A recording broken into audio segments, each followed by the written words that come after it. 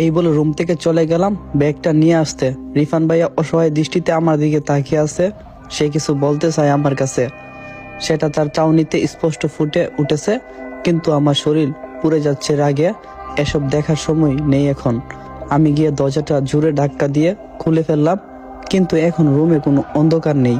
ধাক্কাটা এত জোরে ছিল যে উপর থেকে কিছু ধুলো ময়লা আমার গায়ে এসে পড়ল।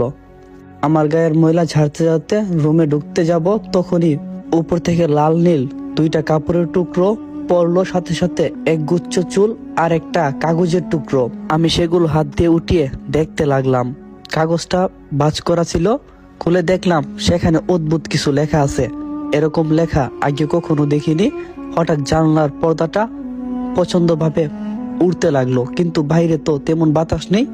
আমি তাড়াতাড়ি গিয়ে আমার ব্যাগটা নিলাম। তখনই আমার নাম ধরে একটা মেয়ে কণ্ঠ বলল, রিদিকা, যেও না। আমি চমকে গিয়ে আশেপাশে চোখ বুলাতেই দেখলাম দরজার কাছে একটা মেয়ে দাঁড়িয়ে আছে। মেয়েটা দেখতে অনেক মিষ্টি, কালো একটা জামা পরা, চোখে কাজল দেওয়া আর খোলা চুলগুলো হাওয়ায় দুলছে। কখনো পরি দেখিনি, কিন্তু মেয়েটা পরির চেয়েও কম নই। বুধই পরিলোক থেকে নেমে এসেছে। আমি গেলাম মেয়েটার দিকে।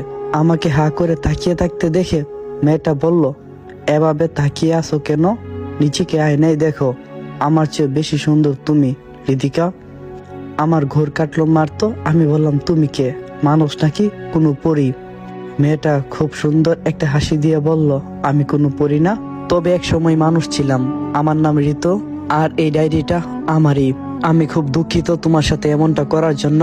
রিফান গাধাটা আমাকে আগে বলিনি, তোমাকে সেই নিয়ে এসেছে। আমি ভেবেছিলাম তুমি অচেনা কেউ। আমার ঘরে ঢুকে আমার ডায়েরি ধরার সাহস ওই কি করে? মেয়েটা একদমে কথাগুলো বলে ফেললো। আমি বললাম, তার মানে তুমি বলতে চাচ্ছ বাথরুমে যে ভয়ানক মেয়েটাকে দেখছিলাম সেটা তুমি ছিলে? হ্যাঁ, সেটা আমি ছিলাম। আমি মারা গেছি প্রায় 5 বছর আগে, কিন্তু আমার আত্মা এই ঘরে বন্দী হয়ে আছে। কোনো এক অজানা কারণে আমি ওই ঘর থেকে বের হতে পারি না। খুব কষ্ট হয় এভাবে থাকতে। রিদিকা বলল, মনে যা ইচ্ছে করছে তাই বলতেছ? দেখে তো তোমাকে সুস্থ মানুষ ভেবেছিলাম, এখন দেখিও তোমার মাথা পুরোটাই গেছে। মরে যাওয়ার পর তুমি আমার সামনে কেমনে দাঁড়িয়ে আছো? এসব আজগুবি কথাবার্তা অন্য কাউকে বলো। এখন এখান থেকে চলে যাচ্ছি।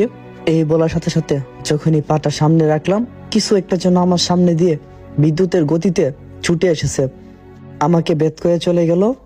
আমার ভিতর দিয়ে কেউ একজন গেছে। আমি কয়েক সেকেন্ডের জন্য তো হয়ে দাঁড়িয়ে রইলাম। এটা কি হলো? পিছনে তাকিয়ে দেখলাম মেয়েটা এখনো দাঁড়িয়ে আছে। এবার আমি কাঁপা কাঁপা গলায় বললাম, তার মানে তুমি যা বলছো তা সত্যি? তুমি মারা গিয়েছো? হ্যাঁ রিদিকা, আমি মারা গিয়েছি। তোমাকে আমাদের খুব দরকার। তুমি পারবে আমাদের এই জেলখানা থেকে মুক্তি করতে? আমি বললাম, আমাদের মানে? তাহলে কি রিফান ভাইও মারা গিয়েছে? না প্লিজ, এটা বলবে না। রিফান ভাইয়া তো তোমার মতো ঘরে বন্দি না, সে বাইরেও যেতে পারে। তার মানে সে মারা যায়নি, তাই না? ঋতু এবার জানালার পাশে গিয়ে দাঁড়িয়ে বাইরে তাকিয়ে আনমনে বলল, যদি এমনটা হতো তাহলে কতই না ভালো হতো। সত্যি বলতে রিফানও বেঁচে নেই, আমাদেরকে ওরা বাঁচতে দেয়নি।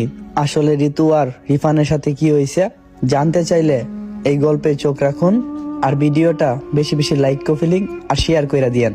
আর রিফুস করতে কিন্তু একদমই ভুলেন না, কারণ তোমাদের ছাড়া আমি